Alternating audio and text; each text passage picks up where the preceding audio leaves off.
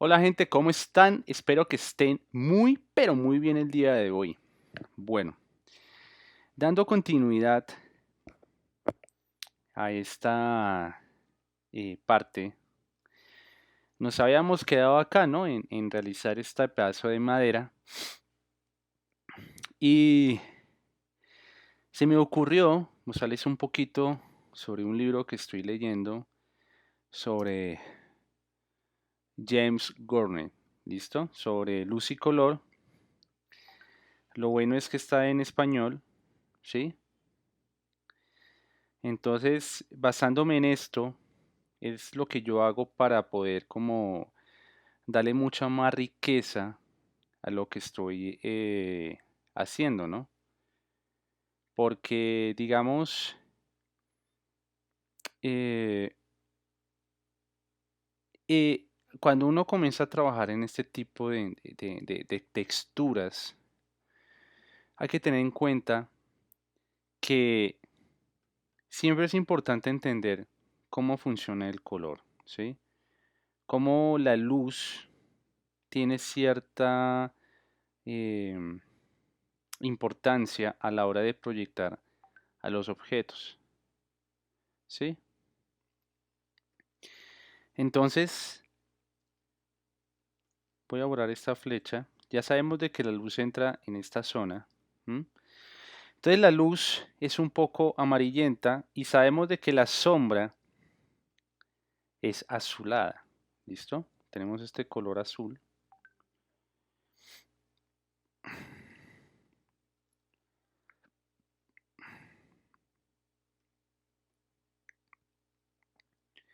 Y tenemos acá un color amarillo, ¿no? Un poquito así. Eh, no, así. Espérate. Así, listo. Entonces tenemos una luz, ¿listo? Hagamos de cuenta que este es el sol y aquí las sombras. ¿Por qué las sombras? Porque es lo que refleja el cielo, ¿listo? Entonces cuando no entra la luz por esta dirección, entonces tenemos otra luz ambiental que es el cielo, ¿cierto? Donde también tiene un rebote hacia la tierra. Entonces no puede ser totalmente azul, sino una mezcla como entre tierra eh, o sea, tierra y un poquito del cielo, va a tener un color un poquito más llamativo.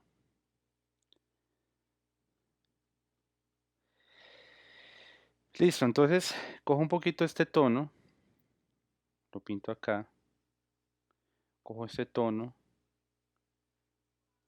¿cierto? Y vamos a, en otra capa, vamos a pintar,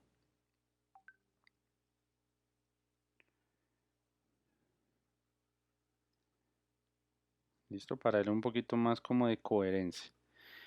Ya habrá videotutoriales donde voy a hablar especialmente del libro de James Gurney. Voy a hablar eh, por temas, ¿listo?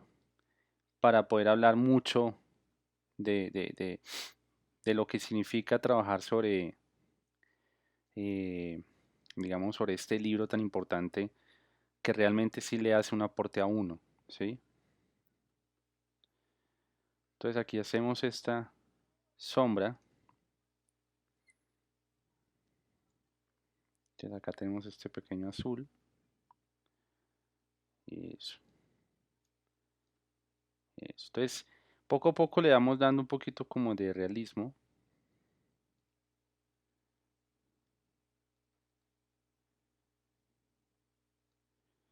¿cierto?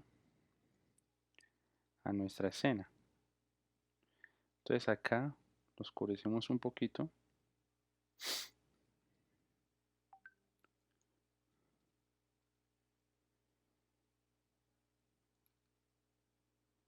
Epa.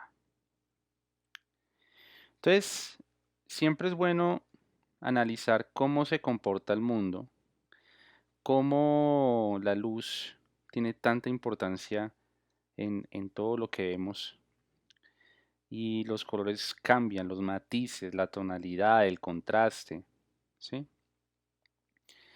Entonces, al principio, como todo, es un poquito complejo entender esto,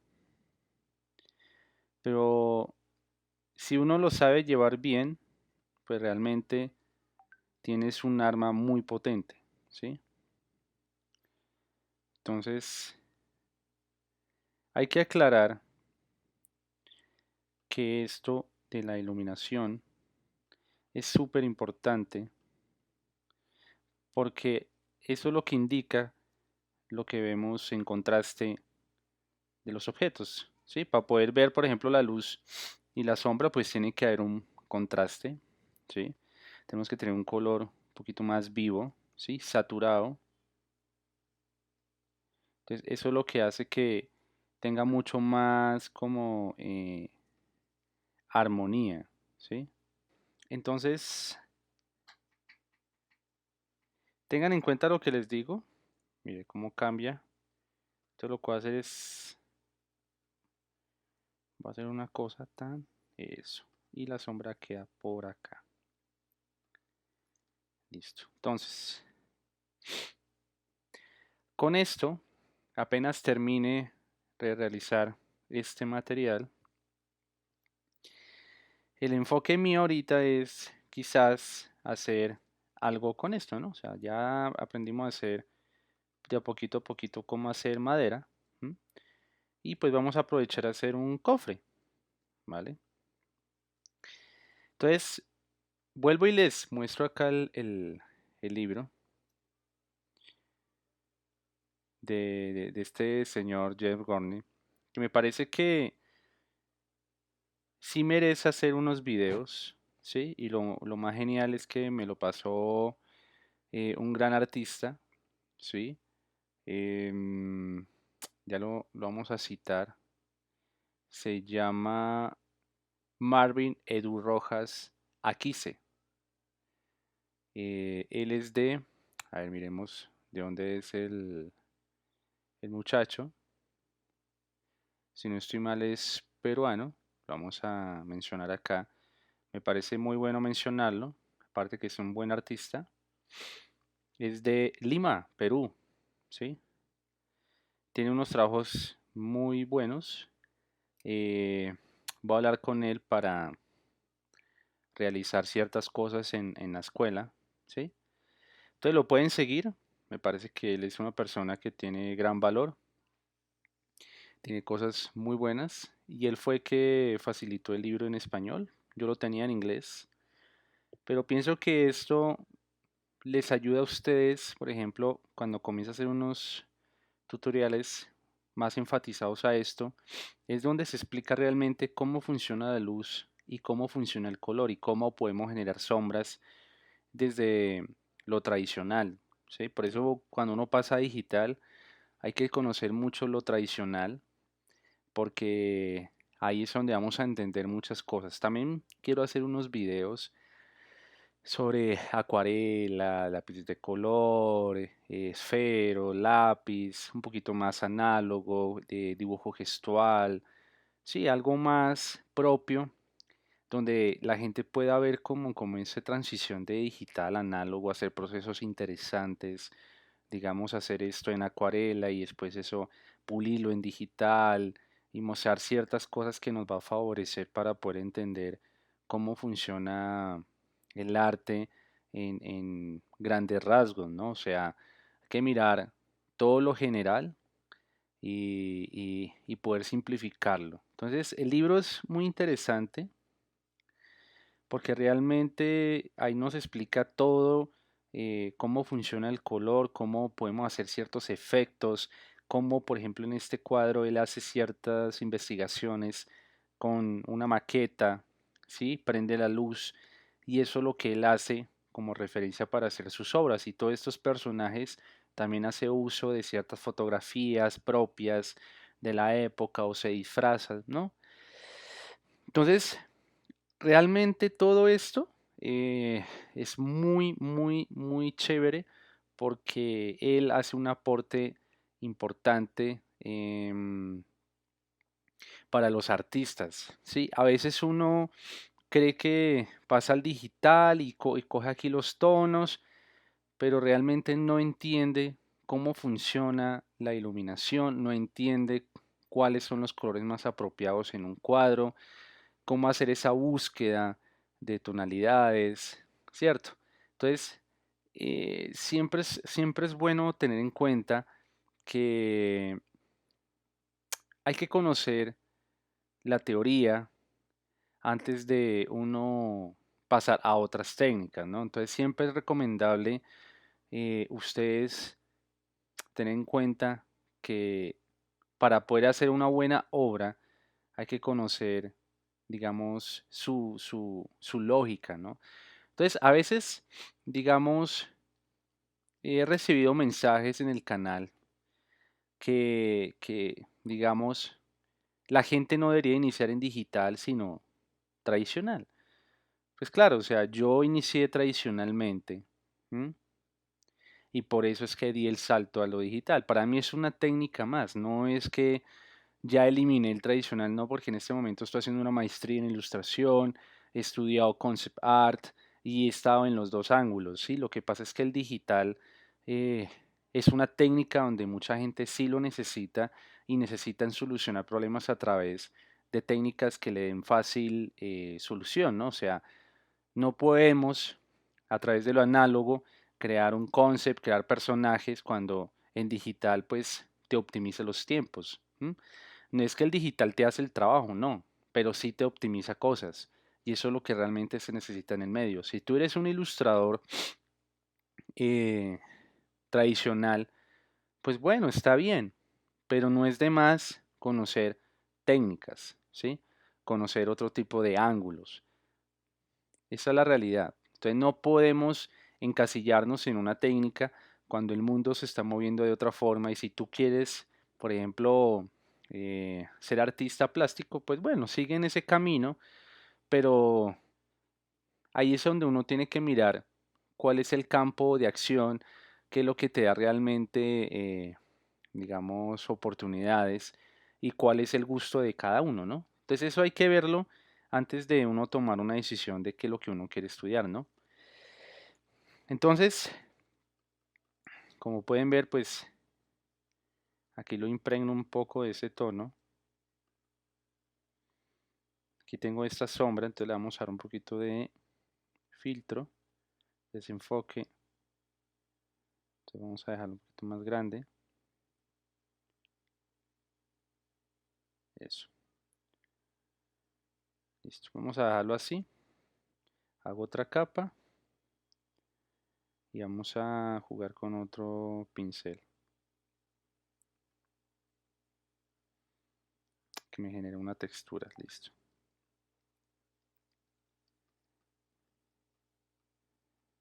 Eso.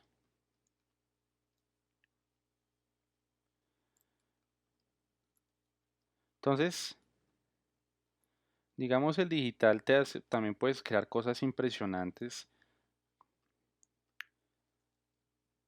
¿sí? Y hacer pinceladas y haciendo como la insinuación de que estás haciendo algo análogo, ¿no? Entonces,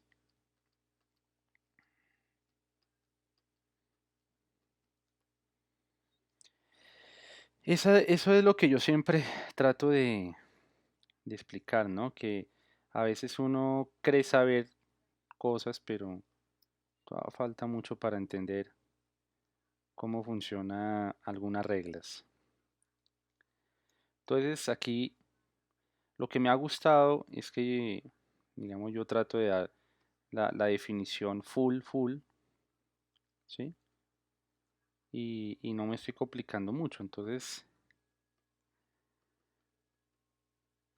hago una especie como de contraluz, aquí tapo un poquito con el borrador. Vamos a tratar de limpiarlo, entonces vamos a eso, colapsar todo.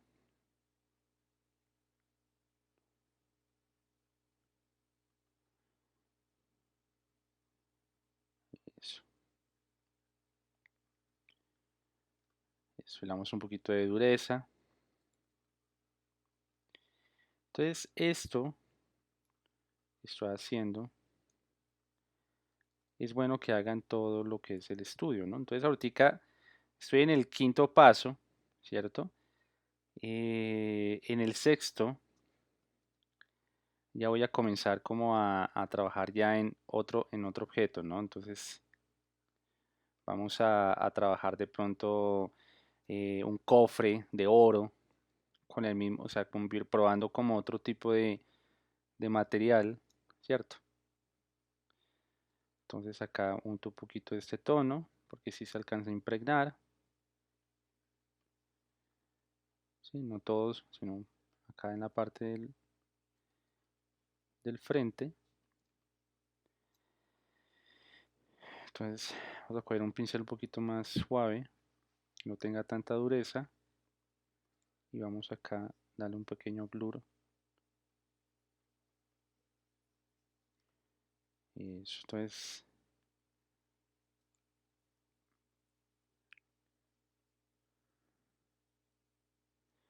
hacemos otra capa. Digamos, puedo ayudarme un poquito con como un efecto para hacer esa división de la luz. Le vamos un poquito. Y aquí ya comienzo a trabajar un poquito los azules. Entonces, a ver. Entonces, imaginémonos que el color azul está por este lado.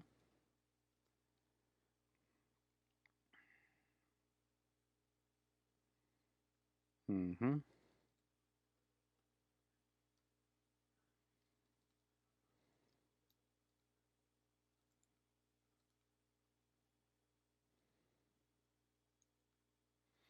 Entonces aquí esto me está reflejando como si está al lado aquí la naturaleza, ¿no?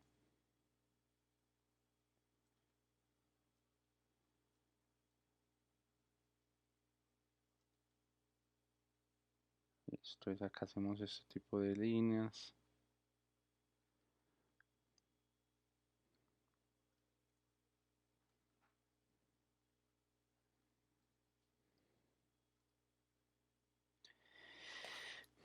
Entonces aquí los brillos, recuerden que no son full blancos, porque sería ya lo más iluminado, sería el color blanco, y pues en este momento no es lo que estamos buscando, ¿cierto?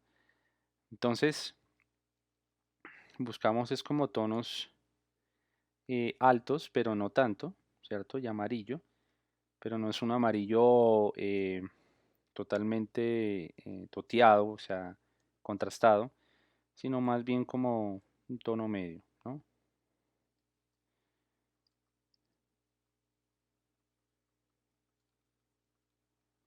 Entonces ahí se ve chévere, se ve interesante. ¿M?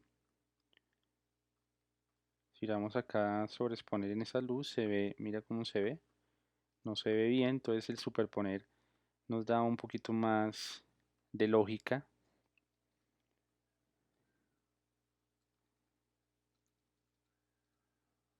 Entonces acá,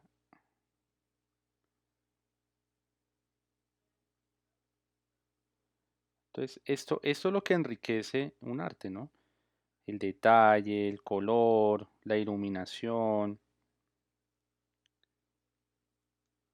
Entonces ahí se ve chévere. Entonces podemos hacer, jugar un poquito, digamos, jugar un poco con unos ciertos colorcitos que nos dé como si acá, a ver si lo hacemos más oscuro, más clarito,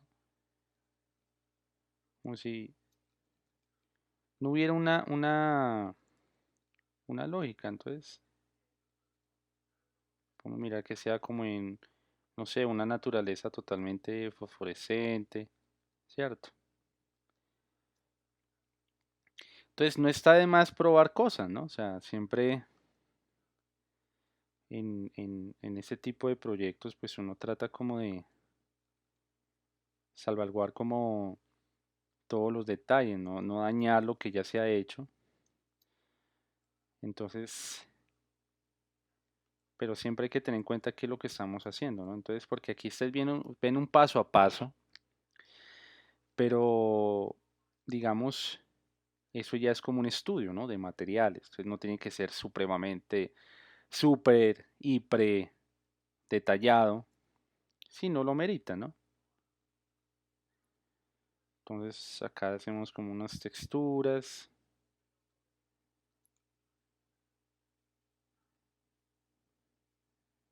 unas pequeñas sombras.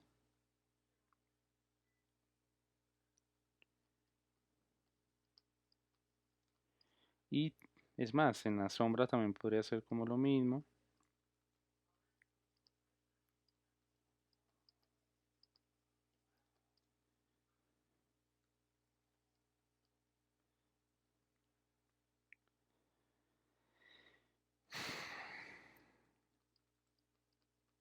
Eso. Entonces ahí vamos de a poquitos, vamos ahí armando el arte, ¿cierto? Entonces, por ejemplo, lo colapso. Espere que las sombras no las voy a colapsar. Eso. Entonces aquí tenemos dos tonos que los voy a dejar por aparte. Los voy a dejar por acá. Y digamos acá tenemos algo así como una semifinal. ¿Sí? Entonces ponemos un blanco.